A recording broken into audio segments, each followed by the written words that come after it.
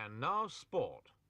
From Atlanta, Georgia, we report on football American style.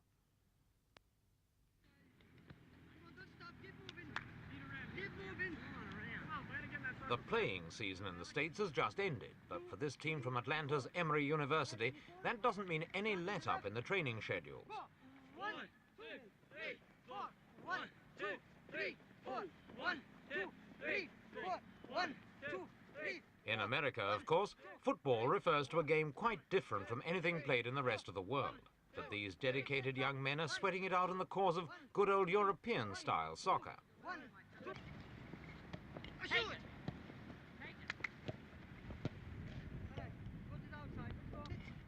In the last 3 years, millions of dollars have been lost on attempts to get professional leagues started in America.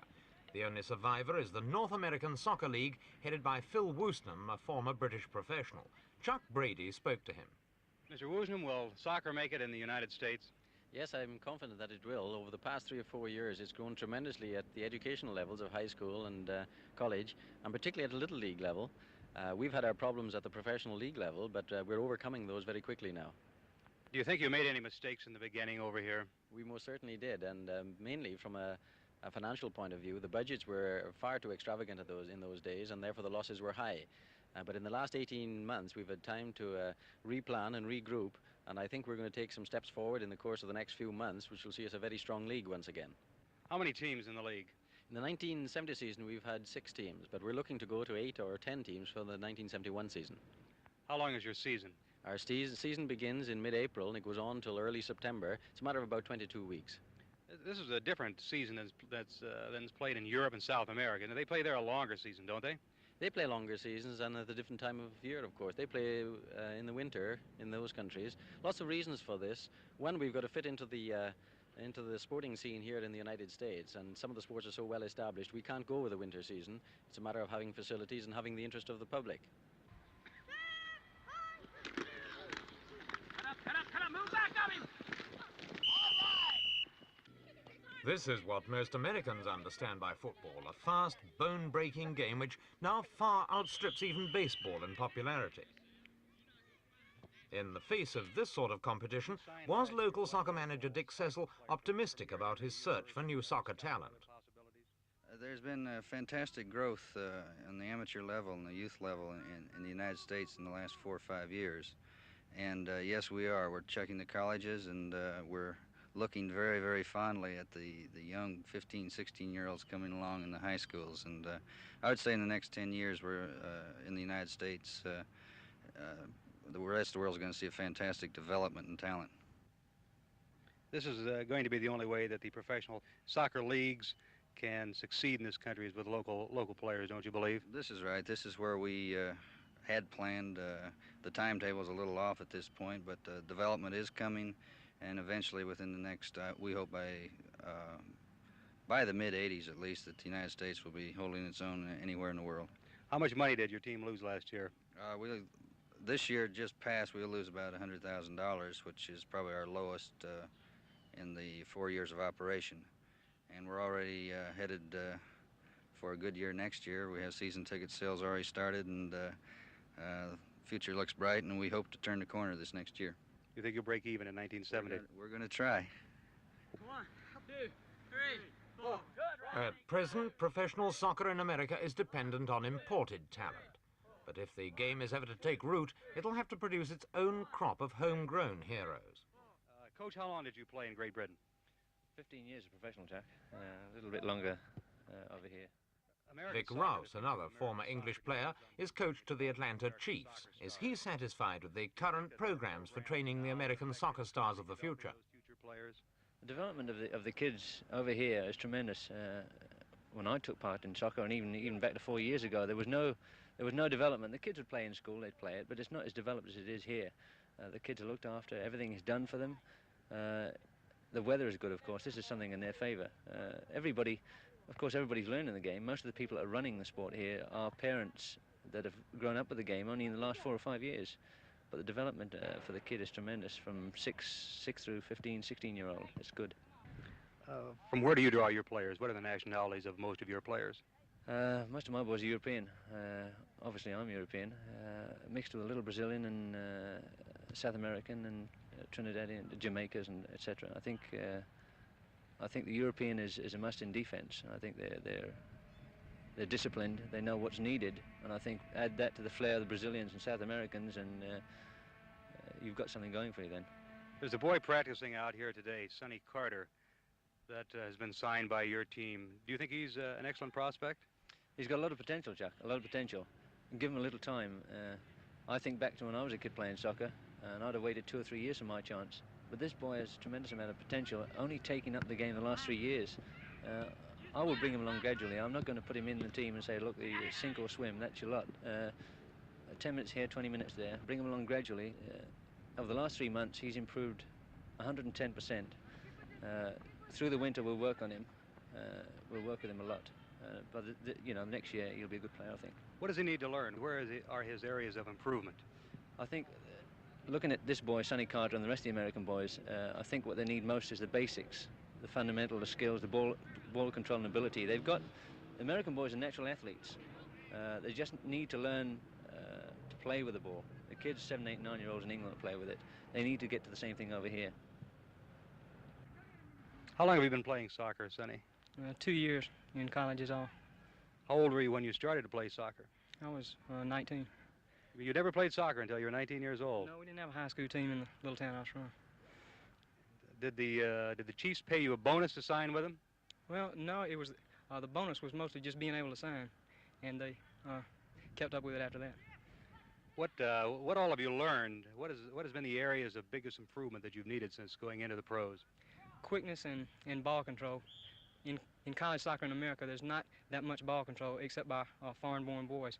And quickness, I'd say professional players are almost twice as quick as any college player. How do you learn quickness? Drills, playing with professionals, playing with players that are better than yourself.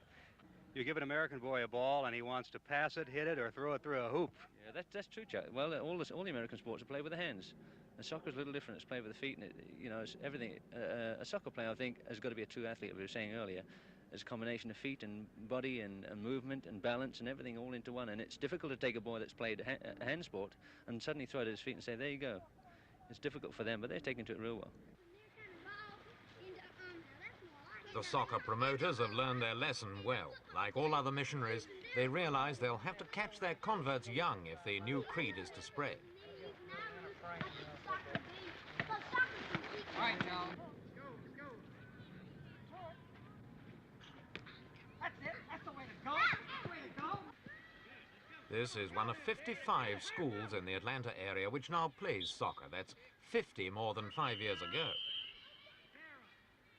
From the ranks of these little leaguers, it's hoped another Pelly or Bobby Moore will spring.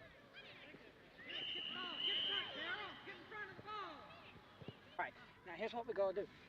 Darryl, you stay back. Let's play a one-man back, and you play up front. You mean I'm offense? No, you're a defensive man. So what I want you to do... If soccer doesn't take permanent root in America, it certainly won't be for lack of coaching or encouragement. But what do the players themselves think of the game? Well, my first season of sports was baseball. I didn't like it too much, and I don't like football, so I just play soccer, and it's pretty good. How about you? What's your favorite sport? Soccer. Why? Soccer. You like baseball? Never played it. How about you? I like soccer. It's kind of a good game, but What do you like better, baseball or soccer? soccer. So much for the converted, but how about those representatives of the mainstream, the all-American football loyalists on the other side of the playing field? Have you ever played soccer? No, Would you like to play soccer? I don't know. Do you know anything about the game? No, How about you? no, sir. You don't know anything about the game? No, Would you like to play? I don't know. Does it look like fun to you, soccer? Well, kind of, yeah. How about you? Would you like to play soccer? Well, I guess, I don't know. Do you know anything about the game? No, sir. Go there, go. Come on, you gotta quit. Those who are promoting soccer in America are doing so for a variety of reasons, both sporting and financial. But there's another factor which may, in the end, proved to be most important of all, and that's the game's astonishing worldwide popularity.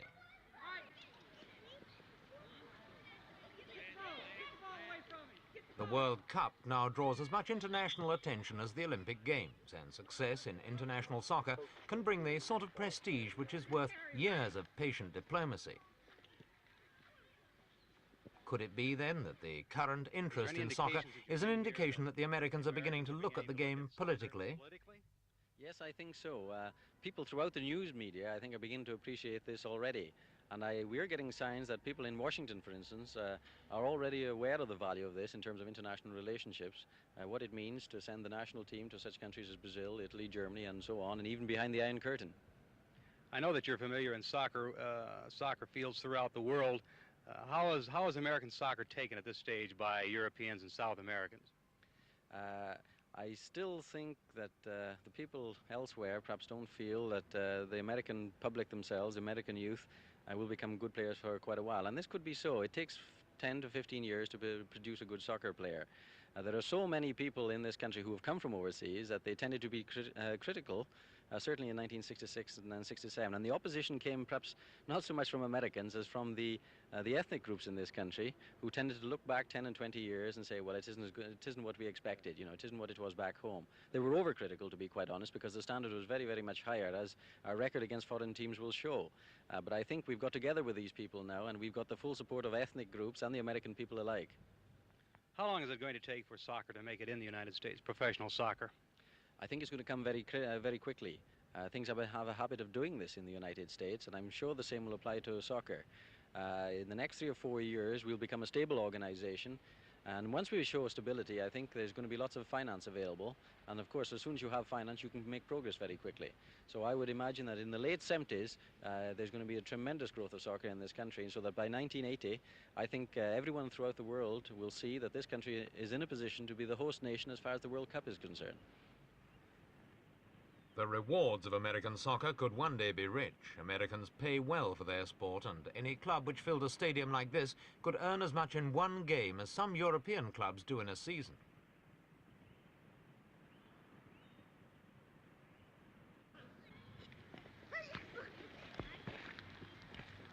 It'll be years, perhaps even a decade, before US soccer really gets off the ground, but there's little doubt that it will eventually do so. It's hard to believe that the Americans, dominant in so many sports, will be able to resist much longer the temptation and the challenge of beating the rest of the world at its own game.